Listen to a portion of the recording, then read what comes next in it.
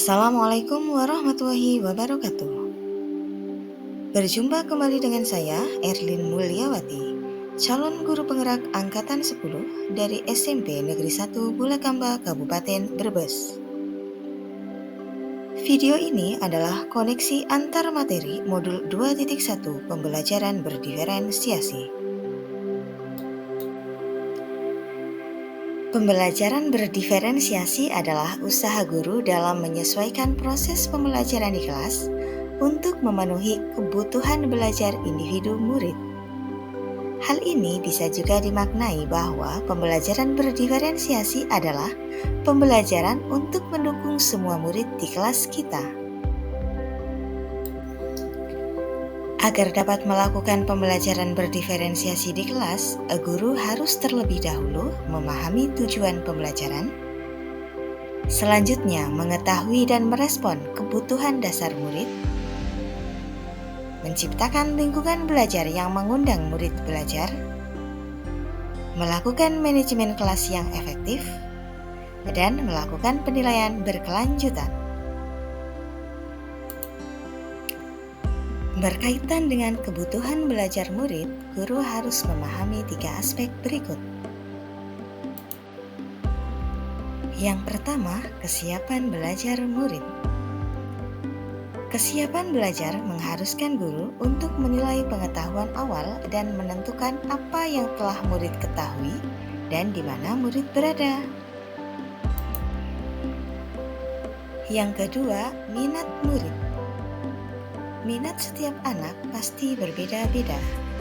Minat adalah salah satu motivator penting bagi murid untuk terlibat aktif dalam proses pembelajaran. Dan yang ketiga adalah profil belajar murid. Profil belajar murid berkaitan dengan lingkungan, budaya, gaya belajar, dan kecerdasan majemuk yang berbeda antara satu anak dengan anak yang lainnya. Kebutuhan belajar murid dapat diidentifikasi berdasarkan cara-cara berikut ini. Mengamati perilaku murid dan mengidentifikasi pengetahuan awal. Mereview dan melakukan refleksi terhadap praktik pengajaran. Berbicara dengan guru murid sebelumnya.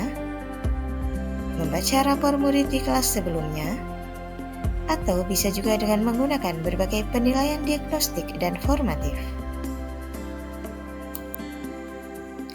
Strategi untuk mendiferensiasi pembelajaran dapat dilakukan dengan 3 cara, yaitu diferensiasi konten, diferensiasi proses, dan diferensiasi produk.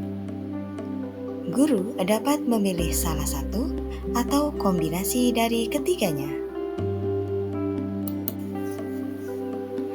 Diferensiasi konten berkaitan dengan apa yang kita ajarkan, misalnya materi, konsep, atau keterampilan yang perlu dipelajari berdasarkan kurikulum. Mendiferensiasi konten bisa dilakukan dengan membedakan pengorganisasian atau format penyampaiannya, bukan mengubah atau menurunkan standar kurikulum.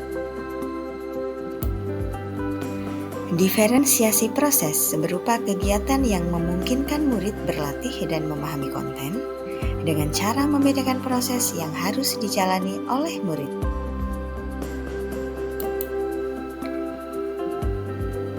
Dan diferensiasi produk berupa bukti yang menunjukkan apa yang murid telah pahami dengan cara membedakan atau memodifikasi produk sebagai hasil belajar murid, hasil latihan, penerapan, dan pengembangan apa yang telah dipelajari. Lalu, adakah keterkaitan antara modul pembelajaran berdiferensiasi dengan modul-modul yang lain? Ya, tentu saja ada. Untuk dapat melakukan pembelajaran berdiferensiasi, maka guru harus berusaha memenuhi kebutuhan belajar murid sesuai dengan kodrat alam dan kodrat zaman berdasarkan filosofi Ki Hajar Dewantara. Dalam melakukan pembelajaran berdiferensiasi, seorang guru penggerak harus berpihak pada murid, reflektif, mandiri, kolaboratif, dan inovatif untuk menciptakan pembelajaran berdiferensiasi agar dapat memenuhi kebutuhan murid. Dengan demikian, seorang guru penggerak dapat mewujudkan kepemimpinan murid dengan menuntun murid merdeka belajar. Hal ini sesuai dengan nilai dan peran guru penggerak. Selanjutnya, pembelajaran berdiferensiasi pun dapat menjadi salah satu strategi untuk mewujudkan visi guru penggerak yang berpihak pada murid. Dan dalam pelaksanaan pembelajaran berdiferensiasi antara guru dan murid harus ada kesepakatan kelas terlebih dahulu. Hal ini bertujuan agar proses pembelajaran dapat berjalan dengan baik sesuai dengan nilai-nilai budaya positif. Demikian pemaparan koneksi antar materi modul 2.1.